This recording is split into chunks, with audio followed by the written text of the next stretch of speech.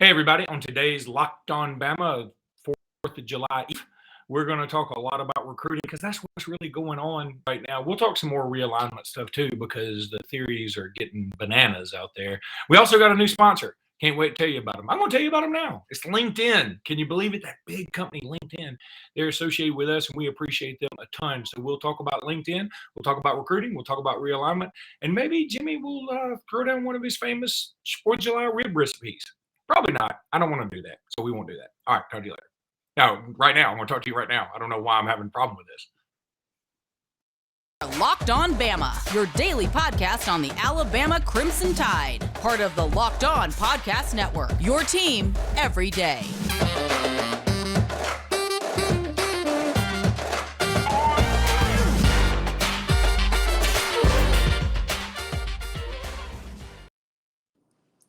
Hey, everybody, and welcome back into Locked On Bama. Luke Robinson, that's me. Jimmy Stein, that's him. Jimmy, how are you today? Enjoying the 4th.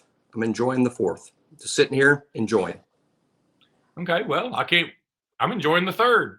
What are you in Australia? You a day ahead of me? Skipped ahead. See, you're in South Baldwin County. I'm in Central Baldwin County. It's a different time zone altogether. Yeah, I'm at Orange Beach, for those who don't know that. So excuse the hair. There's going to be a lot of turquoise in the background, a lot of white doors and, ruffled beds and everything. I got some kids with me and all that. I always got kids with me. Because I'm a father of 4, not because I'm some weirdo. But anyway, I need to throw that in there.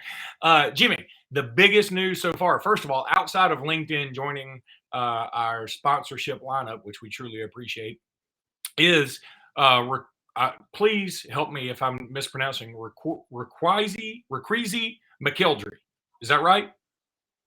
I don't think so. Okay, thanks. What is it? I don't know. I've been saying now you've made me think twice about it. I used to just spit it out. Ryqueze, I believe is the first name. Ryqueze, I guess. Okay. Ryqueze McElderry. Okay. I think it could be McElderry or McElderry. McElderry. Okay, that makes sense too. I mean, I think all of us have a good.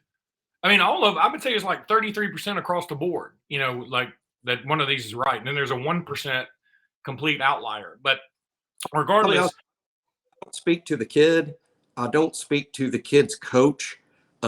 So I don't know, but this is a great question for Hastings, who does. So I am going to text Joseph Hastings and hope to have an answer for you on the next exciting episode of Locked On Bama. Okay, well let's talk about him anyway, because this is a kid out of Anniston, 4-star / 3-star on 24/7. He's kind of oddly a 3-star. He's one of those weird 3-stars that apparently everybody in the country wants. He was committed to Georgia, been committed to Georgia for several months. He just decommitted. Joseph Hastings at least hinted that he won't be uncommitted long, which makes me think it will be Alabama, which is great. I mean, because we want him. I mean, we've always wanted this kid. Georgia's always wanted this kid. I know that some Georgia fans are saying, hey, we're letting him walk. I don't think that's the case at all. I think he probably committed to Georgia on spur of the moment type of thing. And then the more he's thought about it, the more he wants to stay closer to home, which makes a ton of sense to me. But I like him a lot, sort of a road grader, big kid. If he's not a universal 4-star by the end of this cycle, I'll be shocked. I think he's a 3-star. Maybe it just seems like he was just ranked, if you ask me. Well, about the rankings, I don't know if he's ranked incorrectly. I'm not sure where I put him. I get it that he would be, if he's a 4-star, I get it that he would be a low 4-star. I'm not upset about the ranking. But one thing I will point out about rankings, as much as I appreciate them, like them, and sort of study them every day and believe in the general accuracy of them, look at the situation here. Alabama and Georgia both played for the national championship a year ago. They're both going to be in the top 3 or 4 when the polls come out this year. So these are let's say these are 2 of the best 3 programs in all of college football, and both of them want this kid. So if the very best programs want him, regardless of where he's ranked, you should be excited to get him. And for the Georgia fans that are like, again, they're looking at that ranking and going, who cares? That's what they're saying. But Kirby Smart, who I think is pretty good at his job, he must be. He won the national championship and nearly won another one in 2017. Kirby Smart wanted this guy to play on his football team, and he offered him a scholarship to play football at Georgia. That scholarship offer has not been rescinded because Kirby Smart changed his mind about whether this kid can play or not. I mean, it's kind of crazy to me that Georgia fans would be like, I'm not saying they should all be weeping and sobbing in their sheets. I'm just saying that look, Kirby wanted him. Nick Saban wants him. So Alabama fans should be pretty excited to get this guy. I don't think he has an official announcement date, but he has hinted that he might say something on July 5th. So it's sort of what I'm expecting. I'm expecting him to commit to this week, and I do suspect it would be Alabama. Okay, I want to talk about that July 5th date here in just a second, but right now I tell everybody about LinkedIn. I told you I'm excited about LinkedIn joining us. We do appreciate them a ton. Great, huge name. And thanks for being a sponsor. I'd like to thank them. The jobs from, look, LinkedIn Jobs is actually the sponsor, I guess, technically. And they are the official college football recruiting sponsor across all Locked On College networks. So that's pretty cool. LinkedIn Jobs helps you find the candidates you want to talk to faster. You want to talk to these folks because they're good folks. LinkedIn is the best way to go find new candidates for the jobs that you need to fill. Post your job for free at linkedin.com/lockedoncollege. Terms and conditions may apply, but LinkedIn Jobs helps you find the candidates you want to talk to faster. I'm serious. You got to go check them out. And I know you're needing somebody out there. We all are. Everybody's needing somebody right now. Post your job for free at linkedin.com/college. Terms and conditions may apply. And I guess for some reason, I just left Jimmy hanging on a lurch out there by himself on the video, but that's okay. Jimmy's a pretty man. New sponsor. I was hanging on every word, and I'm a fan of the LinkedIn company, for real. All right, let's talk about this July 5th date that McElderry. Why did McElderry make the most sense? I guess it doesn't. McElderry is right. That's the way it's spelled. Why am I going McElderry? It doesn't matter. But I'll challenge somebody to say it right the first time without knowing. I had a client that spelled it really similarly, and she pronounced it McElderry. Okay. But I don't think they're related. Boy, well, I've never met a McElderry before. So anyway, just interesting. I mean, you always run up on a last name you've never thought you'd see before, right? I saw Alabama's recruiting a basketball player whose first name is Dink. I never thought I guess we could be the dink and dunk offense, right?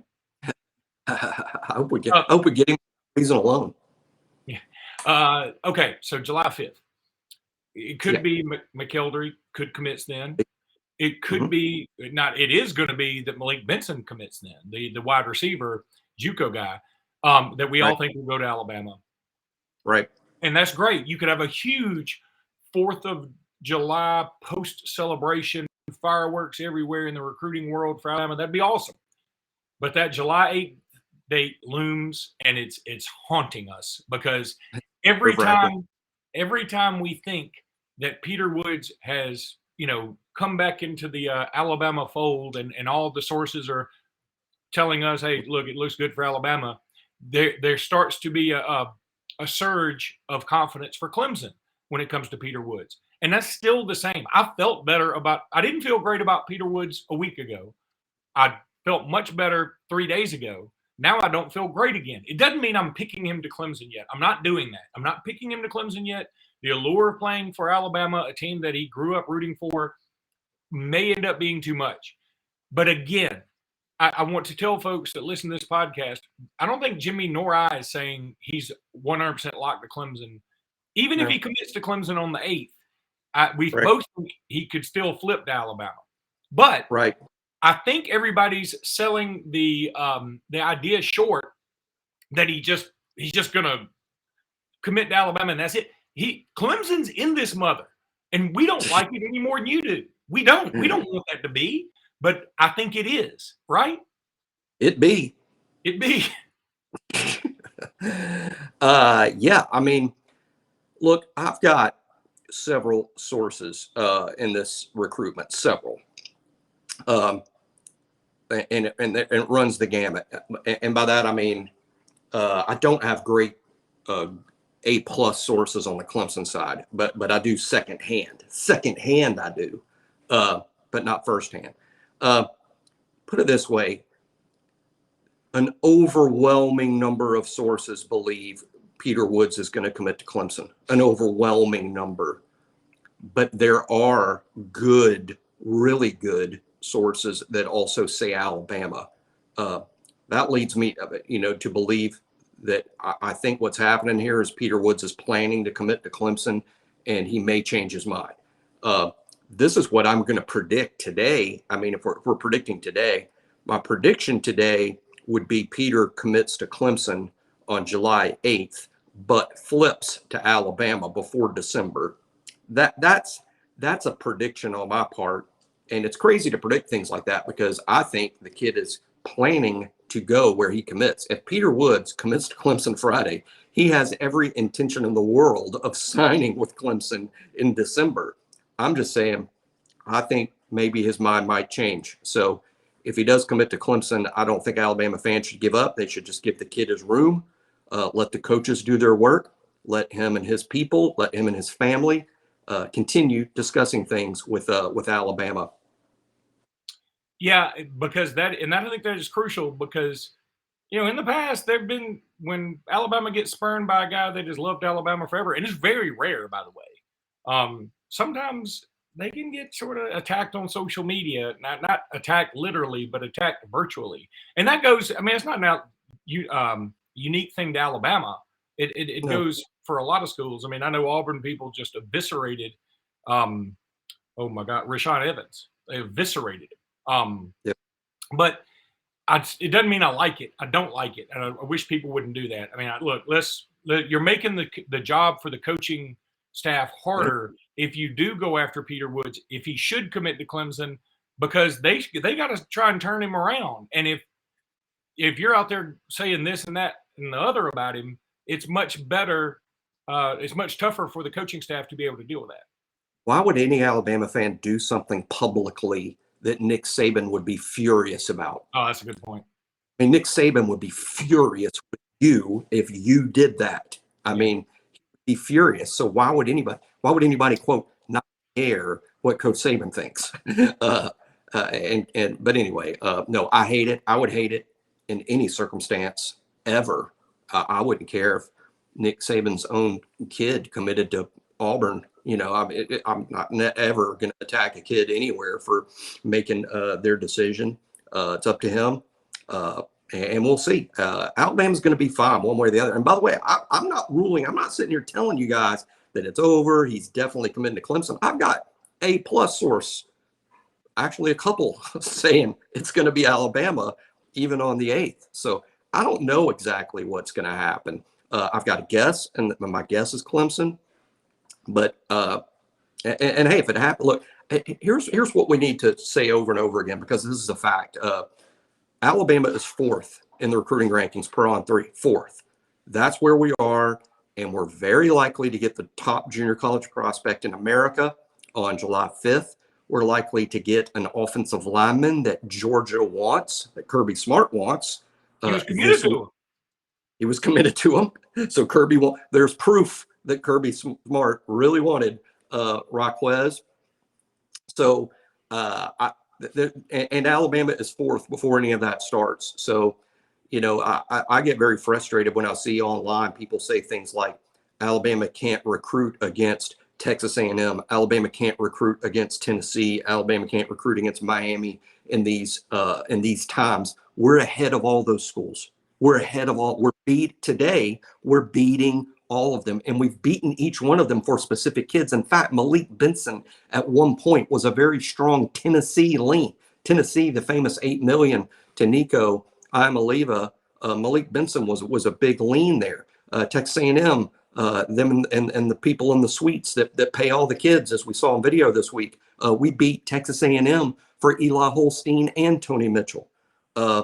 We've beaten Miami for Jaleel Hurley visited Miami and their famous NIL deals. Jaleel Hurley, was being recruited really hard by Miami. He chose Alabama. It's frustrating to see people say things like that when it's not grounded in reality. It's people venting for the sake of venting. Jimmy, let me tell everybody about betonline.net. That's your number one source for all your betting needs and sports info. Find all of the latest sports developments, league reviews, and news, including this year's Major League Baseball, next year's football futures, whatever you need. BetOnline is your continued source for all your sports wagering information, including live betting, esports, and scores. And betonline.net remains the best spot for all your sports scores, podcasts, and news this season. BetOnline.net is the fastest and easiest way to check on all your favorite team sports events, including MMA, boxing, golf, whatever you want. Cornhole, I don't know if they got it, but if somebody can do it, they'll have it. Head to the website today or use your mobile device to learn more about the trends and actions. BetOnline is where the game starts. Finally, Jimmy, real quick segment here in talking about expansion. So UCLA and USC definitely headed to the Big Ten. I like it. I'm fine with it. I mean, I guess the more I think about it, I kind of wish the SEC had.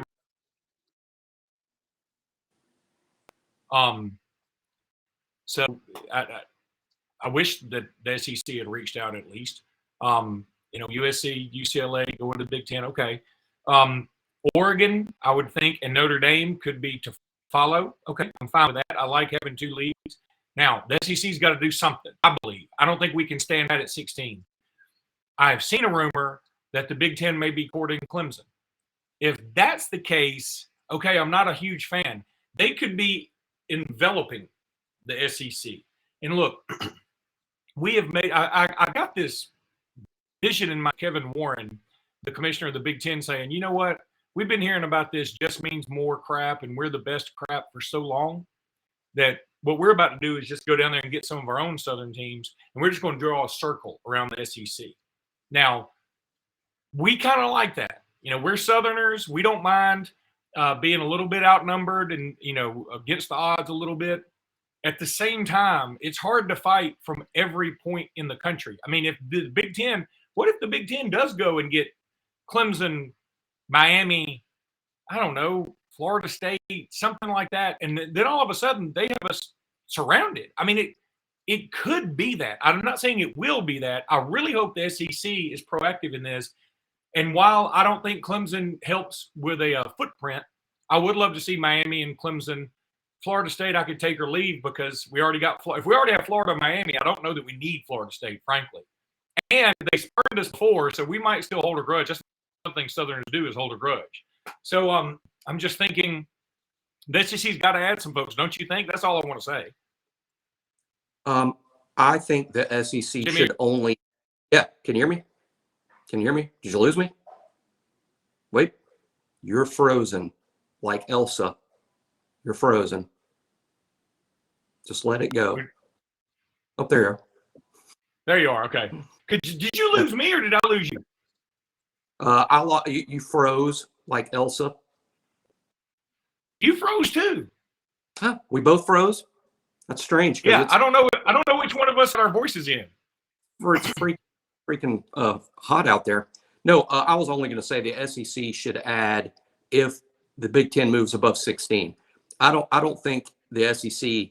It's imperative that they add because the Big Ten added USC and UCLA.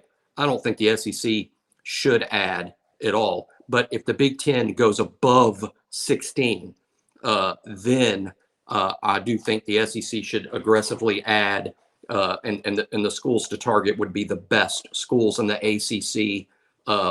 And by best, I mean biggest markets, biggest brands: Clemson, North Carolina. All right,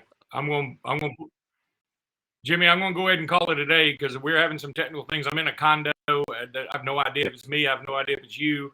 I have no, your hamster may have died in your computer again. I don't know. So we'll talk about all that on the next edition of Locked On Bama, which we will run tomorrow. We will have a 4th of July episode, so y'all stay with us. We will do all that tomorrow. And until then, roll tide and happy 4th, everybody. Roll tide.